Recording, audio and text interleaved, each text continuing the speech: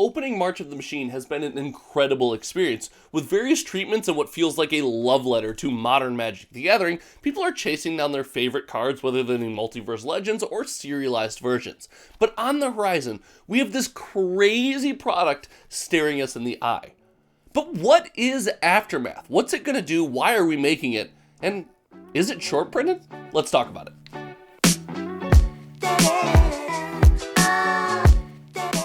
March of the Machines Aftermath seems to be a lore-based set that is going to follow March of the Machines. Now, we do have some details about what this set is going to be, but frankly, there's a lot missing from this information. But after talking to several people well connected in the industry, several game stores both local and across the country have been able to piece some things together, and we can start to make some assumptions about what might be a pretty ridiculous product. So today we are going to talk about what March of the Machines Aftermath is. We got to break down what this product even is. Why is Wizard of the Coast making this product, and why would regular enthusiasts like you and me want this product? And then finally, we have to address the elephant in the room, the short printing rumors. Is this product actually short printed? Are game stores having trouble getting their hands on these boosters? But let's begin with the what. March of the Machine Aftermath is a lore-based follow-up set to March of the Machine. It is set to be standard legal and comes with some products unlike we've ever seen before. We're going to start with the Epilogue Booster. March of the Machine Epilogue Boosters are going to be a smaller box, much like if you've ever played Flesh and Blood or MetaZoo or anything like that, you've seen a 24-pack booster box. This product is going to come with 24 packs, but weirdly, only 5 cards in each pack. Now, these packs boast a higher pull rate of rares and uncommons and above, and I believe there are actually no commons in the box, which, if there's no commons in the box, aren't the uncommons just the commons? Anyway, I don't know. I'm not really sure how that's going to work, but it is probably to try to get rid of the idea of all this bulk. Now, if you're a regular enthusiast like me and you've been in the game for a long time, you've got a good amount of bulk, so the idea of negating some bulk around, I'm not totally against that. I know it's not a draftable product. I would have loved to see a draftable product, but that's kind of what we're looking at for the Epilogue Boosters. I'm excited. Make sure you're subscribed, because I'm going to break those down and open some more of those when that product comes out. But we also get collector displays, and these collector displays are 12-pack collector displays, much like we've seen in the past. But the big catch here is we've removed, again, a lot of what might be deemed bulk. It's only 6-card collector packs, boasting several treatments. It's interesting, the Epilogue Boosters are lore, they're packed with lore, according to the article, and the collector boosters are not. They're just packed with a bunch of treatments. So we do get 6-card collector packs in a box with 12 packs in that box. And these are the 2 major SKUs that will be coming out with Aftermath. There's also a bundle, but I'm going to focus on these two big ones as we talk about this product. But it's the what is not nearly as important. I think what we really need to dig into today is the why. It's not its own standalone full draftable set. It's not a, supplementary product. It's not a premier product, Commander, Master, Lord of the Ring, anything. Why are we even getting this product? Well, in my honest opinion, it is a wonderful test product for the market and how standard sets can work in the future. In my opinion, Wizards of the Coast is kind of feeling out the market and what it would be like to give its player base back the feeling of a lore-based set. Now, we used to get this with block printings. You'd get 3 sets in a row, and sometimes 2, depending on, I guess, the time in Magic's history. But what these sets followed a similar storyline and theme, and often sat on the same plane. And the community has, in recent years, really seemed to have an open desire to go back to that. But with all the different sets being printed every month, and so many things that would have to come in the middle of these blocks, block-based printing really doesn't make any sense anymore. So this is Wizards trying to lean in to this idea of story-driven and lore-based card design with an auxiliary product, a supplementary product, which comes out after the set's release.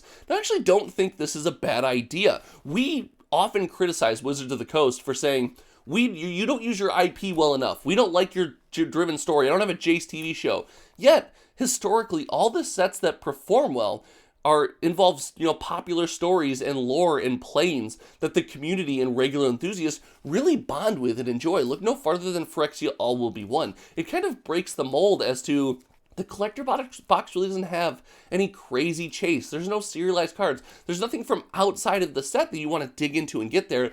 Yet people love the product, and I believe that is because of the plane, because of the theme, and yes, because of the IP and lore. So I really believe this is Wizards' opportunity to lean into that world and give us some of that. And again, it's important to say that, oh, why won't they just give us blocks anymore? Well, frankly, I really don't think blocks will work anymore. It's with the timing and the rapid product release cycle, something would have to change, and I don't think it's possible that we can do blocks anymore. But the other thing I think this set's going to do is the same thing that the complete bundle did for Phyrexia All Will Be One, and that is to keep us continually engaged with the product. The second product, if I was working at Wizards, if I was the CEO, if I had my cocktail parties, I would be saying, how do I keep my players engaged with the product post-release, leading up to a Magic release, and even pre-release kind of coming and taking over the world by storm again. So stores are just filling up and spilling over with players trying to play these pre-releases. I would say, how do I keep my players engaged with a product longer? It seems like we see this product sell, and according to all the data that I track and that I give to my patrons from TCG Player, we see a product sell and spike in sales, and then immediately following release, fall off. The hype is kind of gone, and that's a symptom of the rapid release cycle. We move on and we want the next thing. Well, products like the Complete Bundle and like Aftermath give us an opportunity to stay engaged with the idea of March of the Machines. And you give someone March of the Machines Aftermath at an affordable price. I think the Epilogue boosters right now are going for $80. They might want to revisit the Collector booster, much like we're going to open later this week, courtesy of MinMax Games on the channel. They want to revisit that Collector booster, chase down some of those Multiverse Legends, reinvigorate their chase for the serialized card, whatever it might be. I think it does help keep us engaged. But there's a big pitfall and a problem that could come up with this product, and that's the rumors that the product is short printed. Now, after talking to several people in the industry, some of my contacts in the industry. I do a podcast with a couple of those bozos, but then I also have several contacts outside of that in the industry that I've just built over doing this and playing these games for years now at this point. It does seem that this product at the local game store level is slightly harder to get than your standard release product. Normally at a standard release, stores can get most of anything they ask for aside from special occasions. We bring it up again, the Complete Bundle is a good one. But stores are really having trouble either getting their numbers, they haven't gotten them yet, or they have gotten them and they were lower than they expected. And what this might do is this might signal that we are going to see a larger portion of this product sold online, whether it's on Amazon or whatever it might be, or this truly could just be a limited product. Now, I've said in previous videos on this channel, if you want to go back, make sure you check those out, that we as a community just clamor for anything that feels limited. And if this starts to feel limited and game stores are able to make a decent margin on this product, my only wish will be that there is nothing available on Amazon. I truly do wish for products like this, for products like the Complete Bundle, if this plays out like the Complete Bundle did, that the game stores are the ones that get all of the attendees. I would much prefer MinMax be able to stock up on as much of this as their community could handle, or as much of this as they could get their hands on, and sell it to their community, to the rest of the United States, through their amazing online portal and things of that nature, and kind of take all that, the free tendy out of Amazon. I know that's a couple dollars outside of Wizards' pocket. I know that my comment section is going to blow up right now, and WotC will never do that.